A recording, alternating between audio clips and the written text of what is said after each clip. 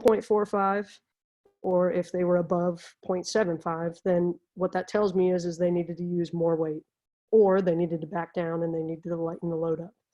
So ultimately, we want to make sure that we're training all of those attributes across the force velocity curve and not giving them too much or not giving them not enough. We want to make sure that we're giving them everything that they could possibly need in order to improve their performance. And then the last piece is a fit light system. So Steph Curry uses this with all his ball handling. We will do a little bit of Steph Curry ball handling work and reaction stuff in conjunction with our heart rate monitors, so that we can get the conditioning aspect along with kind of that cognitive and agility piece, footwork aspect. But the other thing that we'll utilize it for is their testing, their assessments for speed and agility. So we can set it up for a 3/4 court sprint test. And, you know, it's not me trying to get my stopwatch out and making sure that I'm watching the line, watching their first movement. It's all based off them. So we'll use it for the 3/4 court sprint, and then we'll also do agility testing and a reactive agility. Then kind of what we've done is taken a 10-year NBA combine average and done some nerdy math work with all the numbers and calculated if there was a WNBA, what would those numbers look like? And then my girls can kind of see where they match up. So if they tell me, I want to go play in the league or I want to play overseas, okay, well, what do your numbers look like compared to what those girls are or would have done if they were in a combine? So that's kind of the performance aspect or dimension. This third one is nutrition. So you can't out-train a bad diet. We can do all the work we want to in a weight room, or on the court or on the field. But at the end of the day, if they are completing that workout and they're going to McDonald's or they're eating all their other fast food favorites, then ultimately we're not seeing the improvements that we want to. So nutrition is a huge aspect. In my first few years, I handled all of the nutrition myself. I utilized Mike Bewley. He is the men's basketball strength coach, the director here at Clemson. He developed an education platform through Critical Reload, and it is their performance nutrition education system. Lots of high schools utilize this. It's an education, and then they can also log their food and receive feedback via the app that he utilizes. And so they're given all of the information that they could ever need. And then it's kind of their job to take ownership of that, receive the feedback, and then kind of put those practices into play in order to see that performance ultimately drive up. Recently, we've been afforded a much larger nutrition staff for the athletics department. So we've been utilizing them. She's been phenomenal. She'll do all of our education. She does hydration testing. So that's kind of a cool aspect that the RD can implement. You know, she's got her little tool that measures how hydrated they are. So that way we can tell coach, we can make sure that these kids are getting all the hydration needs that they could ever possibly need to perform at a high level. We also are very fortunate. We have a full fueling station within our weight room, and they have that organized kind of racks for pre-workout or pre-practice, and then post-practice, post-workout. So more of your protein aspects and then more of your carb aspects. Full refrigerator, you name it, we probably have it. So the kids they never go hungry. One of the big selling pieces definitely for recruiting is mom and dad don't have to worry about their kids going hungry while they're at school. And the fourth and final dimension is rest and recovery. So not only can you not out-train a bad diet, you can't undersleep good nutrition. So you might be doing everything you possibly need to in the weight room, on the court, on the field. You might be eating stellar, but at the end of the day, you're not getting the sleep that you need at night in order to allow recovery and adaptation to occur. So in order to help our kids with the rest and recovery aspect, we do education pieces. We use Google Drive, and we'll do Google Forms. We'll do some questionnaires, kind of what's your room set up like? How do you feel like you've slept? And then If we need some intervention, then we will, go to the specialists, we'll get them some help. Most of the time it is kind of in the world of making sure their room is nice and cool. It's very dark. They're putting their cell phones down, turning the TV off, maybe turn a fan on so they're not hearing everything outside. But if we can get to that intervention without having to, pull other people in and not having to actually put them on some kind of monitoring system, then we can catch it much earlier. If we need to, we will utilize what you guys see here on the slide, a app called Sleep Cycle. Again, if the technology is wrong all the time and I'm getting wrong information, but it's always consistent, then at the end of the day, we should be able to see change within all of that. If we need to, again, we'll get a specialist to kind of help our kids, take them into sleep studies and all of that. But we've had huge success, just number one, with education, and then number two, using an app to kind of prove and show these kids that sleep might not be exactly where they need it to be. And then to bring it all together, so athletes aren't one-dimensional, so we need to look at kind of all the different aspects that go on. They might have stress from academics, so can you figure that out and kind of piece that together as well with all these dimensions that we have going on in the weight room? I've had student athletes who have looked exhausted on the court, right? And the head coach is like, "Coach, why is she just like gassed after 10 minutes of, play in a game?" So the nice part is I can pull all of this data together from these dimensions. I can pull her nutrition log. I can pull if she bought into the things that we're doing in the weight room. Does she have the right attitude, energy, and effort when she's in there? Sleep. What does her sleep cycle information look like? And then ultimately, what do those performance pieces look like? So what does her heart rate monitor look like in practices, maybe even in game? And then also the velocity-based training information as well, because if she's consistently not going up in weight or not able to move the same weight faster, then there's some sort of issue going on with the adaptation and kind of just her whole body in general that's not clicking with kind of what we're asking her to do. So this individual, we actually found out that she was under recovering. So the loads that were being prescribed and expected of her were exceeding what she was capable of handling. So it was an easy conversation for us to just, here's all the information and how can we come to a conclusion from all of that. And then you can kind of see over here in my graphic, this is a young lady who's recently graduated. So she was with our program, has gone through all of these dimensions, and you can kind of see improvements in all of those aspects as well. That's all I got. Thank you guys so much, and I will take any questions that you guys have. When it comes to the performance side of things, for anyone that's in, I'd say, high school, what are things you look for high schoolers coming in your program?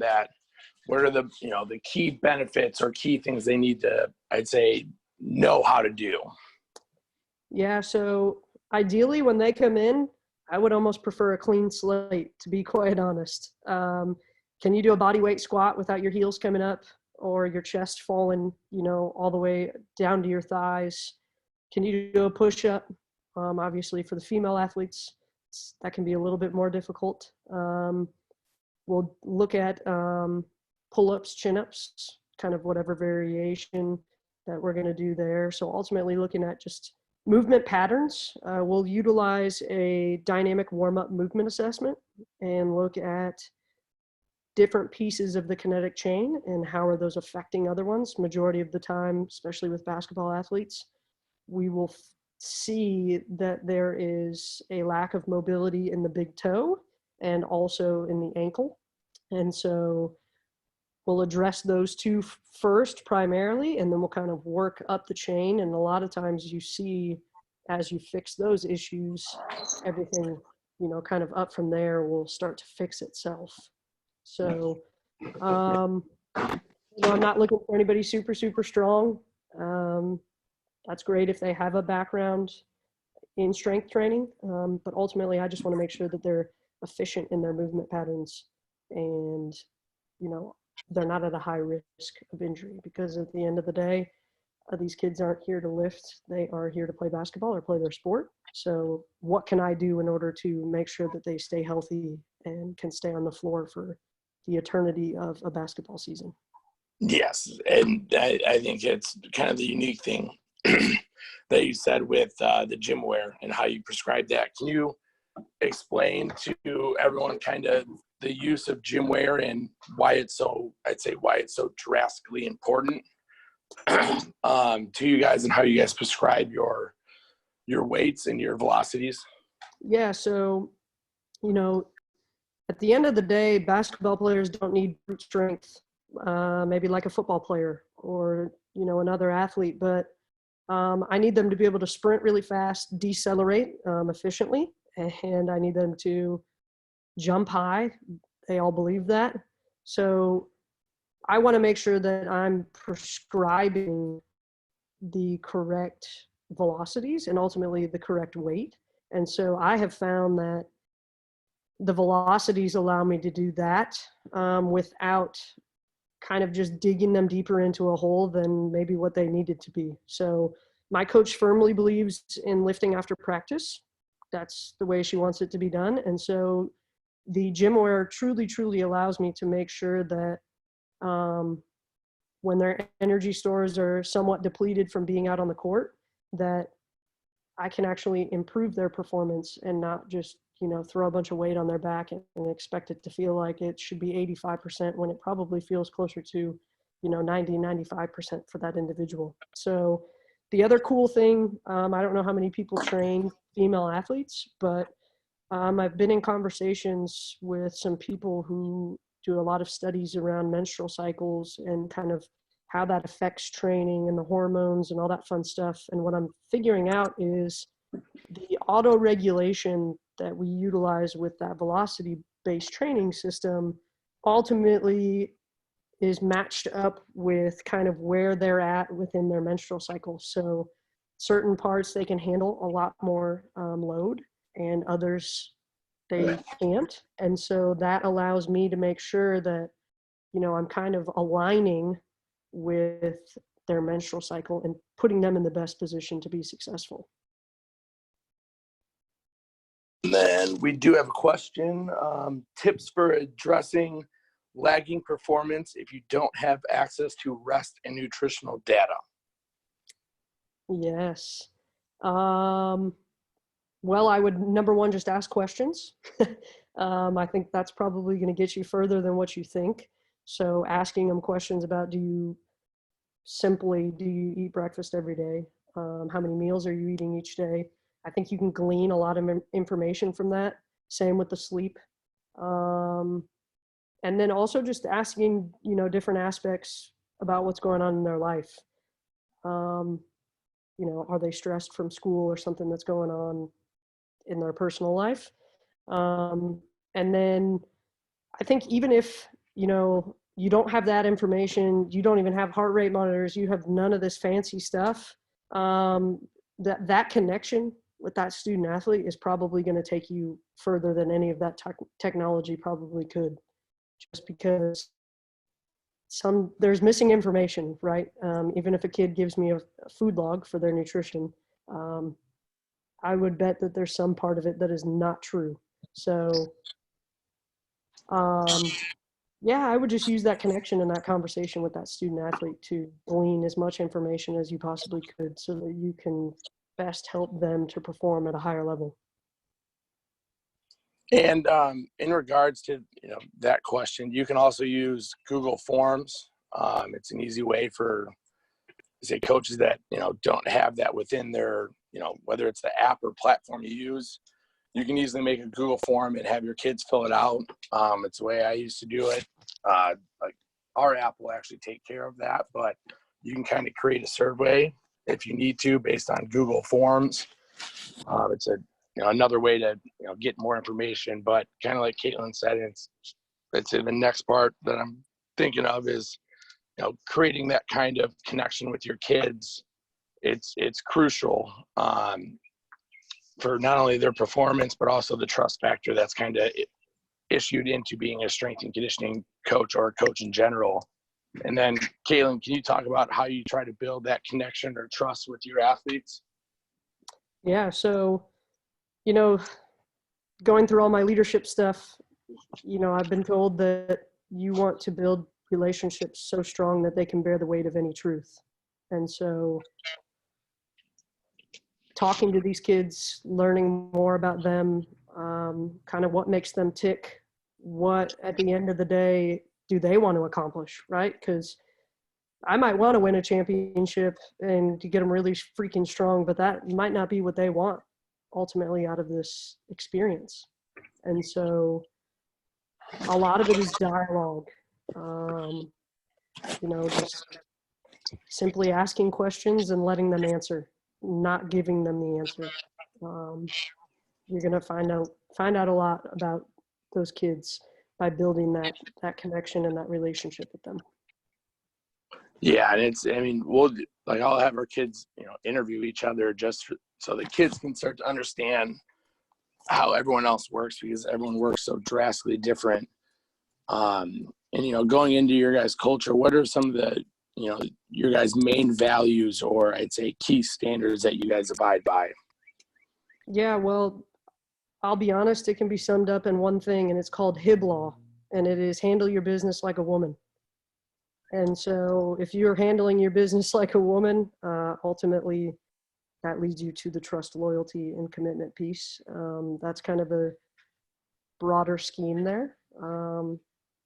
And from the weight room, it's attitude, energy, and effort. That's everything that we're kind of built upon. So if people don't have those things, then it's going to be really hard to be successful in life, quite frankly, because that'll take you a long way. It'll make you a great sister, brother, husband, father, mother, whatever the position is that you hold later on in life after you're done playing your sport. So those are, honestly, that's kind of what it's built upon, especially in the weight room. And then just at the end of the day, trying to make them great people, because that's what the world needs. That's what they ultimately need in their life, is to be the best version of themselves and fight like tooth and nail every single day to be their best. So. And then, excuse me, my voice is kind of horrible. In regards to, the culture aspect, how do you get your athletes to, buy into something, whether it's a coaching change or, a transfer or someone else coming in that's new? How do you get those people to buy into a new value system or standards? Number one, I use the current student athletes to help me, because I think those that live it and go through it and that are bought in could be the biggest help in order to get them on board with everything that you're doing. And then again, the connection piece, just going back to who is that person? Kind of what's their backstory? Why did they transfer, or why are they now there with you? And how are you going to help them get better, right? Like, they're there for a reason. So how can you be kind of a tool in their toolbox in order to achieve their mission and their promised land? Because at the end of the day, I want to help my athletes be the best at getting better. So.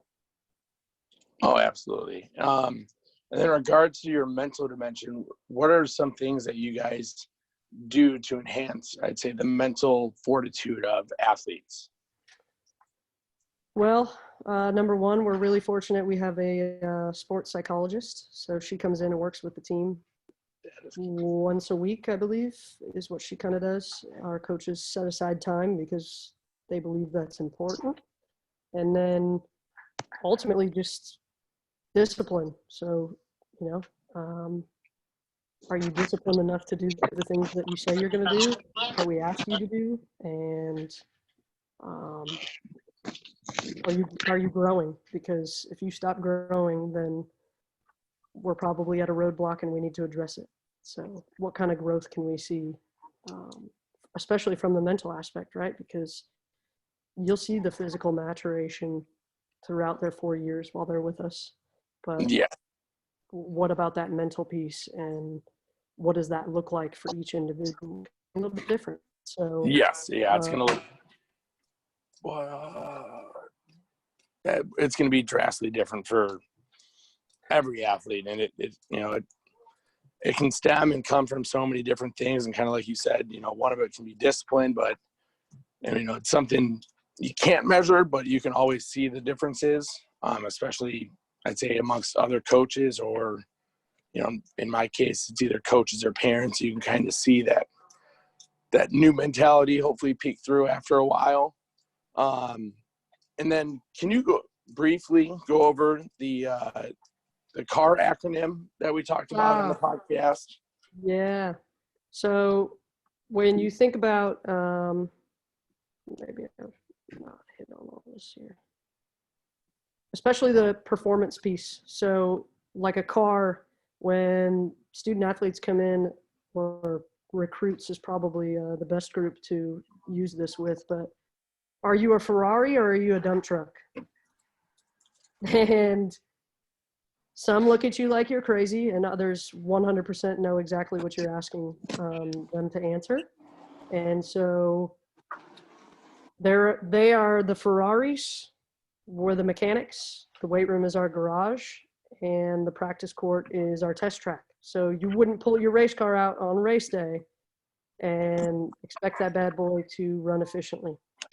So from this performance aspect that I hit on with all the technology pieces, how can we fine tune that race car to be 100% ready to go on race day, or essentially game day for these student athletes? And that's going to be done through looking at the suspension. So that's kind of that dynamic warm-up movement assessment piece.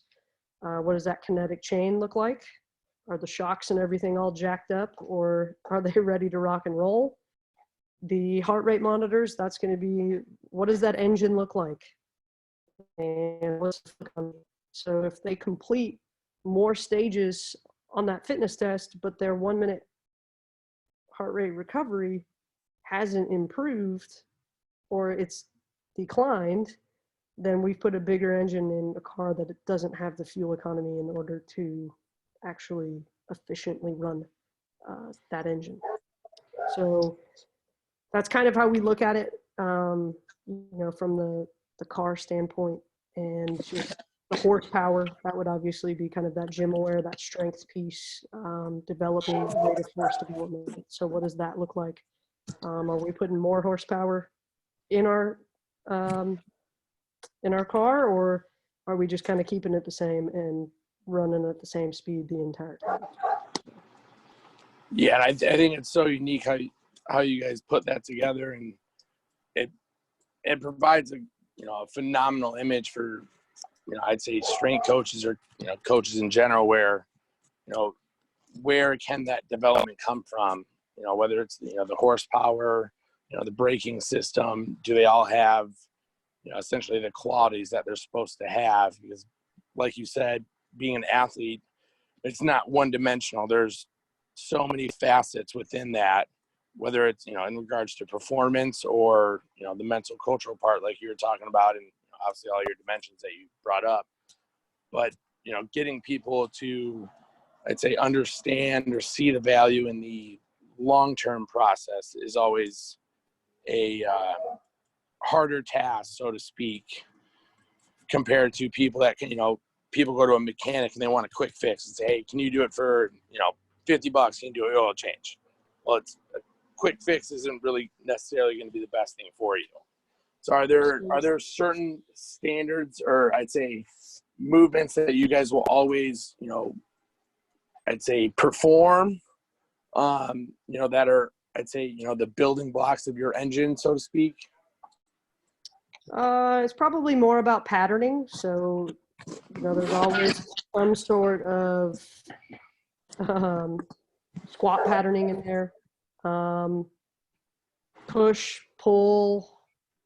I kind Yeah, of go off hinge. of the Dan John, upper body push, upper body pull, Yep. squat, hinge, carry, and I'm going to be 100% honest. It's so simple that I was like, I can't believe I didn't think of this. But it's worked phenomenal with the women, and we've seen amazing results just from keeping it as simple as possible. Yep. Sexy isn't always great, so keep it Yep. simple. Yep. Keep it stupid simple. Yeah. What about regards into, with, whether it's, women or men, what about ACL prevention? Yeah, to me, like, I don't do anything specific and call it ACL prevention. Everything I do is ultimately trying to put them in a position to be in the reduced likelihood of injury. And Yes. if, yes, ACLs are prevalent, and if I have some wood somewhere, knock on wood, I haven't had an ACL in the last 3 to 4 seasons. So some of it honestly goes back to the point I made about the menstrual cycle and how we utilize the gym wear and how we can ultimately auto-regulate with the menstrual cycle and make sure that all those hormones aren't jacking with our training. So I think there's something to be said about that for the female athletes. And then, just based off research, posterior chain. So when you're doing those squatting and hinging movement patterns, you're hitting all those areas. So yeah, that's probably my best go at that. Nothing super specific, but just, again, keep it really simple, because Yep. it is what it is. And I guess the other piece I would add to that is athletes are really good at producing force. They're not very good at absorbing it or redirecting it. So can you help them to obviously increase their rate of force development, but also be able to handle that increase? Because if I increase it, but we don't ever work on absorbing it or changing directions with it, then ultimately I've put them in a position that could lead to greater injury. So. And yes, Adrian knows no ACLs in 3 to 4 seasons. Regarding question, and one of the big things you said is keeping it simple, and I think sometimes people try to overcomplicate things, or I'd say, really it comes down to they overcomplicate things, and I think it's so needed for people to understand that things don't have to be crazy, insane, or if you don't have the technology, same thing. It's being able to track certain things. You might have to use Google and stuff like that, but you're at least getting certain data provided. Even though it might not be the most reliable at times, but I think you hit it on the head that everything's got to be very simplistic, even whether it's a high school level or collegiate.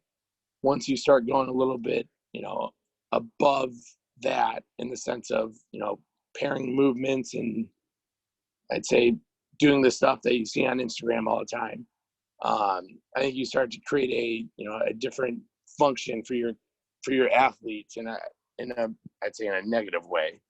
But in regards to I'd say the sleep part, what do you guys talk about your kids with? Like, just the simple finite points, how many hours of sleep, stuff like that, do you guys recommend for people?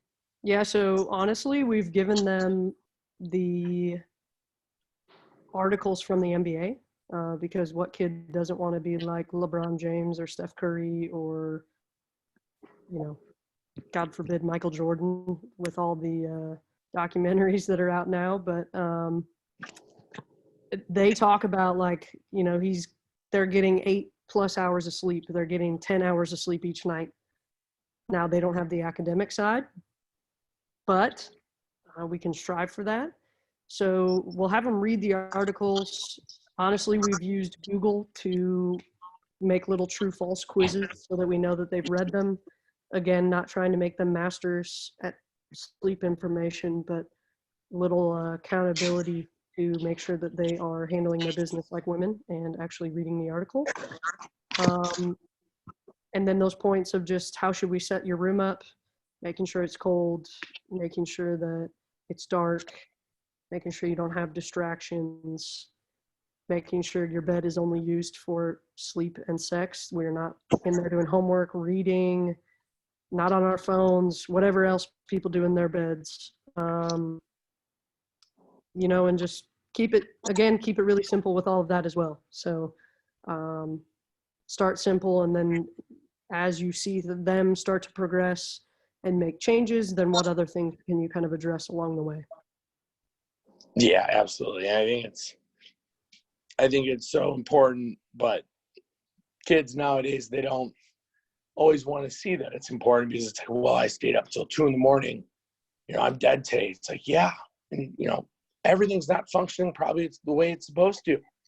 And and it drives me nuts all the time because we talk about it so much. But, you know, it's one thing that, you know, obviously the more and more studies that are coming out and, you know, have been out saying that sleep is, you know, just as important as literally everything else, if not more important in some aspects. But it just, you know, it's a simple thing to try and do, but you know, to get kids to find that, you know, 8-hour window, whatever it is, it's very interesting. I'll have to look at that sleep app.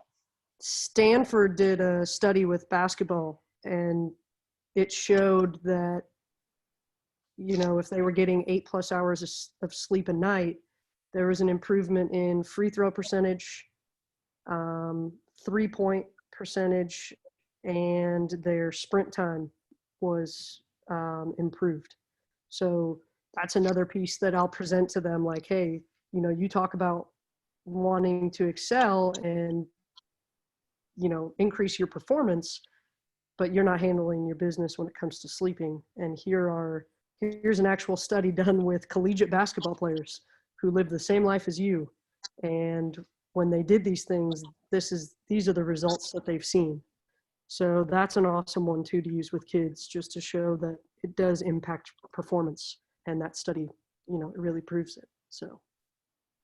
Yeah, and you know, and going back to your CAR acronym, I think it's, you know, I'm gonna try and figure out how to use that more, just to get kids to start to, you know, think like they're, you know, a Ferrari, not a, you know, a Dodge, so to speak. But Sure. Hopefully it can get kids to think a little bit more, you know, they can be a little bit more in tune with what the actual process is, instead of me saying, hey, like, you're gonna need sleep, you know, mental, you know, physical, everything along those lines, but start using that. And I think other coaches can get a phenomenal amount of usage out of that, especially your 4 dimensions that you brought up. Mm-hmm. But the last thing I wanted to hit on, I know we talked about it, was, you know, within the different sports and with kids, it was one thing that we talked about where, you know, training, you know, myself training, you know, a huge group of female athletes, or, you know, you training a huge group of male athletes, and, you know, being able to understand how all your athletes are, you know, as an individual, because you'd never know, you know, if you're an all-male group and you're coaching them, Kaitlyn, you know, some of those kids might be more in tune with you just because, you know, of, you know, maybe they're raised by a grandma, an aunt, something like that. And I thought that was probably one of the most interesting points in the podcast you brought up, is, you know, being able to really dive deep into those relationships with your, with the players, and, you know, knowing more about them than just sets and reps and what position. You'll end up finding you know, a lot of information in this, in a positive way, if you can start to, I'd say, you know, make those relationships a little bit stronger. Yep. Absolutely. And it was one thing I didn't even think of it even during the podcast, it's like I never would have thought that, you know, that situation of, you know, myself coaching a bunch of females and, you know, who they would go to, or, you know, you with a bunch of males. I never would have thought about it that way. But it was one thing that, you know, when it comes back down to it, the relationships are going to be the foundation to all of this. Whether it's the 4 dimensions of, you know, athlete development or the culture, it's always going to come back down to how those relationships with all your athletes. Yep. Connection trumps communication. Yep, absolutely. So, but for everyone else, you know, Boomer, please stop. I'll get to you in a minute. Hold on. Sorry about that. I just want to say thank you, Kaitlyn, for your time today. You know, it means a lot, especially being able to, you know, grow up with you and, you know, see you kind of go through the ranks. Come here. Sorry, he's going to start going nuts. But being able to see you kind of go through the ranks and create your own development, you know, like I said on the podcast, you know, it means a lot that I can, you know, either, you know, text or hop on a call and be able to talk to you. So I truly do appreciate your time. And I'm so appreciative for what you did today as well. Yeah, absolutely. Thanks for having me. I appreciate No, it. absolutely. And then, you know, everyone else, you know, I appreciate you guys taking time to hop on here. They're 4 to 6, or sorry, they're every Tuesday and Thursday at 4 p.m. And I think it's a phenomenal way to kind of allow, I'd say, others to, you know, showcase their philosophy or program, and also just coaching styles as well. So I appreciate it, Kaitlyn, and from everyone else, have a great day and hope your family stays safe during this time. Thanks, Bryce. No problem, Kaitlyn. I appreciate it. Thank you, everyone.